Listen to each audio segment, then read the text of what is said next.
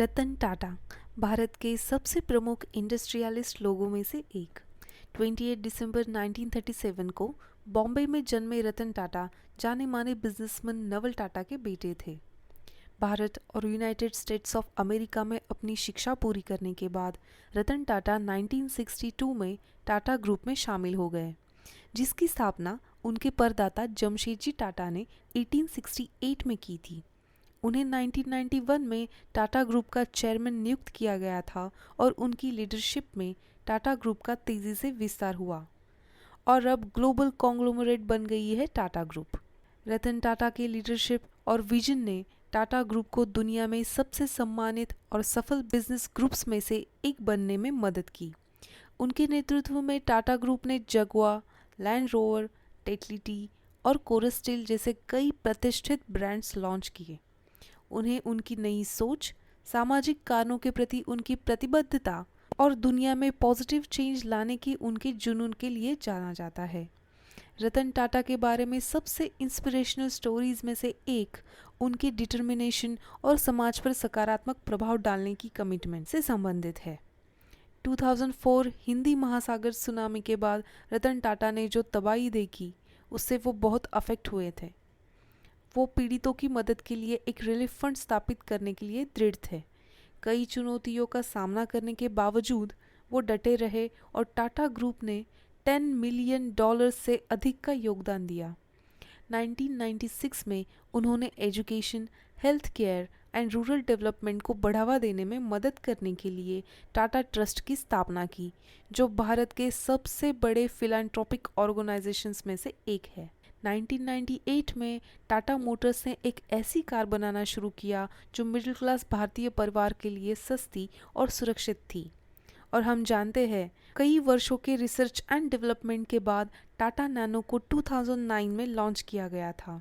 Nano को दुनिया की सबसे सस्ती कार के रूप में जाना जाने लगा और ये रतन टाटा की कमिटमेंट टू इनोवेशन और लोगों के जीवन में बदलाव लाने का प्रतीक थी। टाटा ट्रस्ट के अलावा रतन टाटा कई अन्य सामाजिक कार्यों में भी शामिल थे। उन्होंने Tata institute of fundamental research के डेवलपमेंट का समर्थन किया, जो भारत के लीडिंग रिसर्च इंस्टीट्यूट में से एक है। उन्होंने टाटा मेमोरियल अस्पताल के डेवलपमेंट का भी समर्थन किया, जो भारत के लीडिंग कैंसर अस्पतालों में से एक है। बिजनेस और सोसाइटी में रतन टाटा के योगदान को कई पुरस्कारों और सम्मानों से नवाजा गया है। उन्हें 2000 में पद्म भूषण और 2008 में पद्म विभूषण से सम्मानित किया गया था, जो भारत के 2 सर्वोच्च नागरिक सम्मान हैं।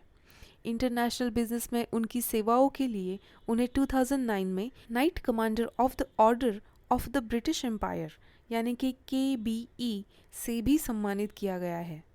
2010 में रतन टाटा को टाइम्स मैगजीन्स द्वारा दुनिया के सबसे प्रभावशाली लोगों में नामित किया गया था। फोर्ब्स एशिया द्वारा उन्हें बिजनेसमैन ऑफ द ईयर भी नामित किया गया था।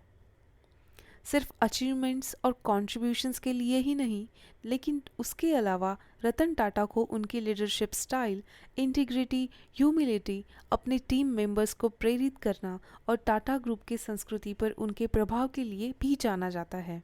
रतन टाटा के नेतृत्व में टाटा ग्रुप भी सस्टेनेबिलिटी और सोशल रिस्पॉन्सिबिलिटी के प्रति अपनी प्रतिबद्धता के लिए जाना जाता है। ये ग्रुप भारत में इन्वायरमेंट फ्रेंडली प्रैक्टिसेस को अपनाने वाले पहले ग्रुप में से एक था और इसने रिन्यूएबल एनर्जी और सस्टेनेबल डेवलपमेंट में हेवी इन्वेस्टमेंट किया है। अपने व्यक्तिगत जीवन और अपने करियर दोनों में कई बाधाओं का सामना करने के बावजूद वो अपने लक्ष्यों और टाटा ग्रुप के लिए अपने दृष्टिकोण के प्रति प्रतिबद्ध रहे। उनका दृढ़ संकल्प और दृढ़ता भारत और दुनिया में कई लोगों के लिए प्रेरणा का स्रोत रही है।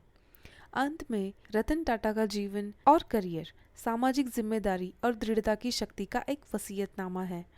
बिजनेस और सोसाइटी में उनके योगदान ने भारत और दुनिया पर स्थायी प्रभाव डाला है और उनकी कहानी दुनिया में बदलाव लाने की इच्छा रखने वाले किसी भी व्यक्ति के लिए प्रेरणा है। हम आशा करते हैं कि इस वीडियो ने आपको रतन टाटा के जीवन और उनकी प्रेरणादायक और प्रेरक कहानी की एक झलक दी है। याद रखें, कड़ी मेहनत, दृढ़ संकल्प और सकारात्मक बदलाव लाने की प्रतिबद्धता से कुछ भी संभव है।